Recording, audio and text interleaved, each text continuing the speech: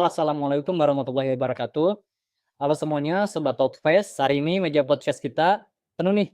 Kita bakal bedah tuntas soal korupsi dan rishwah. Sudah ada Faris, Julian, dan Fahmi di sini. Betul. Halo, apa kabar semuanya? Apa-apa ya, baik, baik kita. Baik ya, Pak. Oke, langsung saja ya.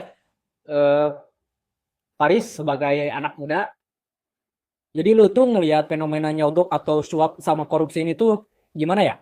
Kan masih banyak nih di negara kita masih wajar lah. Entah itu di tongkrongan, entah itu di pendidikan, atau bahkan di institusi negara. Bagaimana menurut kamu?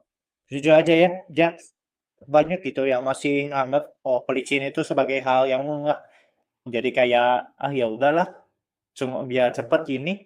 Tapi itu yang bikin sistem orang-orang jadi skeptis pada sistem. Nah, itu dia masalahnya, Riz. Secara hukum itu namanya riswa.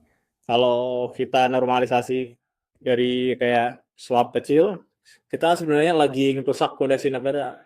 Meritokrasi jadi mati, orang yang sebenarnya pinter, kalah sama orang yang intinya, ya dalam tanda kutip, uang kopi. Nah, betul yuk. Jadi kalau dalam agama, ini dosanya tuh dua arah. Penyuap sama yang disuap itu posisinya sama-sama salah. Kenapa? Karena ada hak orang lain yang dizolimi di situ. Kita ngambil sesuatu yang bukan hak kita waktu itu, Bang. Gitu.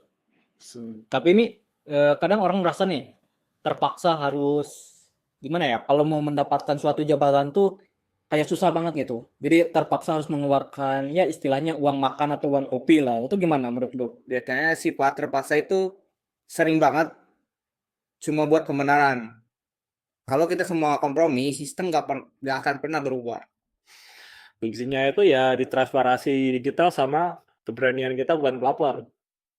Dan jangan mau buat jadi bagian dari mereka.